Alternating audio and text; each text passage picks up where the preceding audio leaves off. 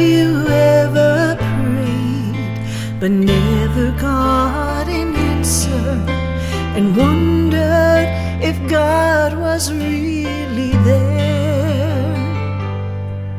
Did you feel all hope was gone, but in His time He came along and answered the prayer you thought was gone? There is no prayer too small, for God hears them all. The answer may not be just what you want, but He always knows what's right, even when we think it's wrong. Just remember, there is no prayer too small.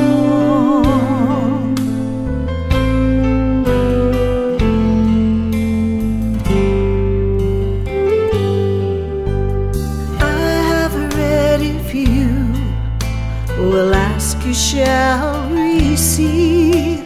No matter what it is, I still believe. There is no prayer too small, and even when we fall, He gives us just exactly what we need. There is no prayer too small, for God hears them all. The answer may not be just what you want, but He always knows what's right, even when we think it's wrong. Just remember, there is no prayer too small. No prayer too small. He always knows what's right. God hears them all. There is no prayer too small.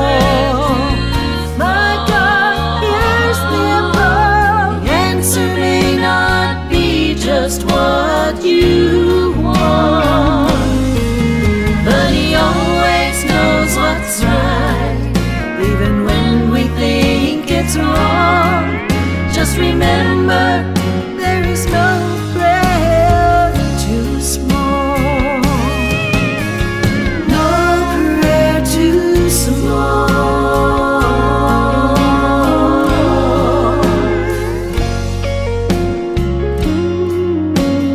No prayer too small.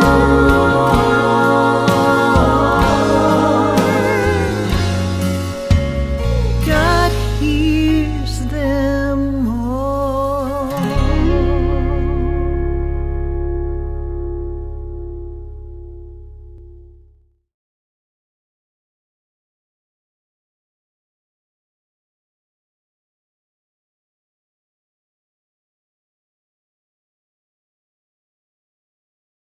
Hello, my name is Ralf Friedrichs. I'm an addiction recovery coach and the host of the Take Your Life Back Today show. As an addiction recovery coach, I want to share something with you, and let me be crystal clear to leave an everlasting impact upon you. Just imagine being buried alive. You're in a coffin, but you're not dead. You don't know how to get out of that coffin. You tried lifting the lid. The enormous weight upon the lid prevents you from opening the lid. You then try banging on the lid to unsettle the dirt. Maybe somebody will start digging their way down to help you. You just don't know what to do. You just think you're going to die. Usually, though, people that are habitually abusing drugs and alcohol don't know what death is all about. In order to feed an addiction, you have to be great at repressing your fear of death. With this, let me ask you one question. Did it ever cross your mind when you were abusing drugs and alcohol that maybe, just maybe, you might overdose? Take something away that God gave you. It's called life.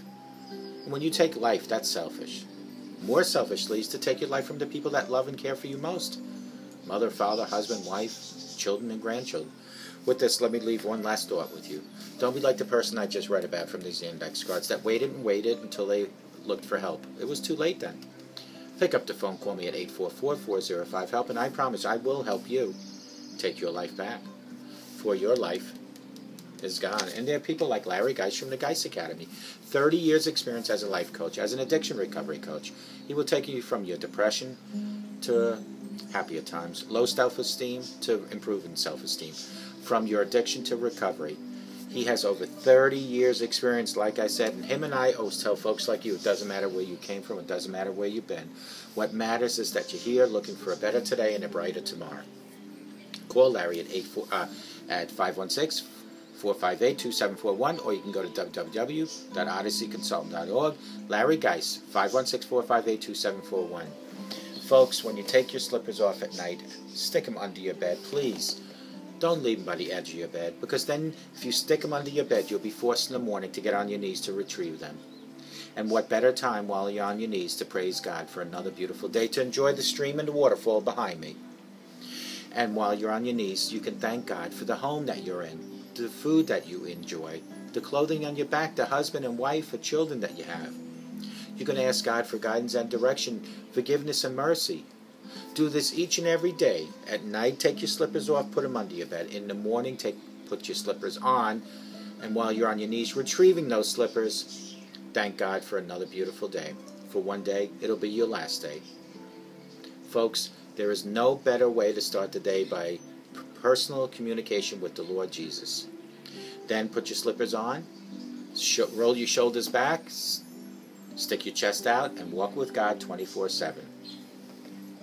How can you tell when somebody's an addict? Well, I'm going to discuss 5 ways to tell when somebody's an addict. I have a list of 5 ways to tell if someone is an addict. The list will comprise of things that will alert you on some of these signs. So I want you to pay attention very clearly. Types of addiction. Not all people who become addicts are involved in taking drugs or using alcohol. A person can have an addiction to certain behaviors, such as gambling, video games, or even sex. The signs that may signal an issue are similar to those of regular addiction. Keep in mind that there's no sure guarantee that a person exhibiting one or more of these signs is actually addicted to something. However, it's worth further investigation if a person displays any of these signs on a consistent basis. 5 ways of someone to tell if someone is an addict. Number 1 way is to changes in behavior. When it comes to addiction, a change in a person's typical behavior can be a red flag. If there are blocks of missing time, when an individual can't be reached and he is evasive about where he was, this might be a sign of something that has gone wrong. A person who is addicted to substance or activity will do whatever it takes to keep the addiction fed, and that includes stealing. This will likely mean interruptions in his normal routine, and that indulges going to work or school. Includes going to work or school. The addict will have less time for activities that he or she participates in or enjoys in past times. If your loved one is suddenly too busy, it might be a sign of addiction. Number 2 is mood swings. If a person in your life suddenly develops mood swings, he may be living with an addiction. When drugs or alcohol are involved, the person may be irritable because he is going through withdrawal. A person who feels guilty because he is using substances to get high or engage in activity that he knows is not a positive activity to be involved in often expresses guilt as impatience or irritability. Number 3 is defensiveness. An addict will likely become defensive if he is approached or confronted about his activities. A friend or family member who wants to bring the subject up will need to proceed very cautiously and avoid making accusations about whether an addiction is in play. Addicts become very good at deflecting attention away from the real issue, and the person who does so may be hiding an addiction. Number 4 is to blame. Another behavior that is too familiar in addicts is laying the blame on someone or something else. Many addicts claim multiple reasons for this addiction. Those reasons rarely place the blame on themselves for the choices they've made to experiment with substances or behavior. The person may claim that the addiction would never have started in the first place if it was not for someone else's influence or certain circumstances beyond their control. The goal of placing the blame game elsewhere is the same as getting defensive. It is to avoid talking about or taking responsibility for the addiction that has developed. Number 5 is keeping secrets. An addict is likely not proud of his or her behavior, and it's not uncommon for the person with the addiction issues to keep a part of their life secrets. While he may be trying to keep the behaviors associated with the addiction below the radar, he may not be very successful as covering his tracks. Unauthorized time away from work or school, unexplained phone calls or credit card charges may also be signs of the addiction. If he suddenly has a new circle of friends that you don't know much about, that could be another sign of an addiction issue. The addict knows, at least on some levels, that his behavior is leading to negative consequences in his life and yet continues the illicit activity anyway. The resulting guilt and shame lead to the addict to keep the portion of his life secret from anyone and everyone, including loved ones. He may be concerned that he will no longer be loved or accepted by friends or family members if the full extent of his activities is brought to the open, to the light. The 5 ways to tell if someone is an addict listed here are red flags that need to be paid attention to, that a person may be living with an addiction. To help that person, you should absolutely contact a professional counselor to discuss your suspicion and decide if arranging an intervention would be a beneficial thing. Those are the red signs, the red flags. Believe me, when I was heavily involved in my drinking, I had all the signs in the world. I constantly wanted to go out by myself, take the dog suddenly for a walk. I constantly went to the backyard. I kept my liquor there. I didn't want to go shopping with my wife because the liquor was at home, so she'd leave, I can go and drink. These are all signs. Having problems getting up in the morning for work, having problems remembering from the night before. Signs. If you're having signs at home, today's the time for you to make changes for the people that you love most. An intervention works very well. You can call me at 844-405-HELP. You can call Larry at 516-458-2741. But people that are heavily involved in drugs and alcohol will never ever admit it until they're ready to get help. In the meantime, they will deny, and it is up to you as a loved one to help them, nudge them, push them towards the right direction. Try to get them to pray to God, because without God, no matter what your addiction is, you'll never be able to kick it or live with it. You have to have God involved in your life, not just in recovery, in your life period. In everything you do, God should be right next to you. That's the bottom line. Let today be the first day of your new life. Reach to God and say, God, and speak from your heart. God, I need help. I have an addiction. I want to change. I want to live longer. I want to be able to enjoy the streams and the waterfalls for a longer period of time. Because if you don't seek the help and you continuously do drugs and alcohol, it is just a matter of time that you will have a few things. One of few things can happen to you. Your normal organs will just shut down. That's one thing. You'll go out behind the wheel and kill other innocent people or yourself. Or you'll overdose in bed and never wake up. Now, if you want to be selfish enough to do one of those 3 things or all of them, go ahead and continue doing what you're doing. But if you truly love your children, your grandchildren, your husband, your wife, your mother, your father, get the help you need today. That's what we're here for. 844-405-HELP. I'll be waiting for your phone call, and may God bless you.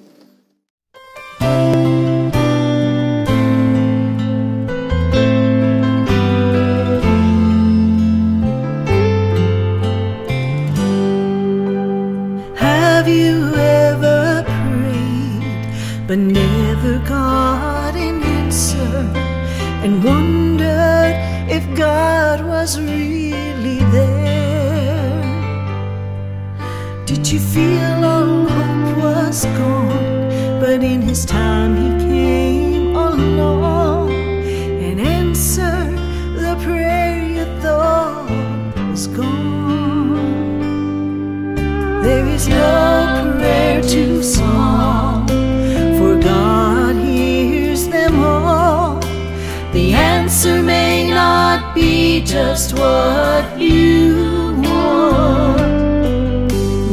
always knows what's right, even when we think it's wrong. Just remember, there is no prayer too small.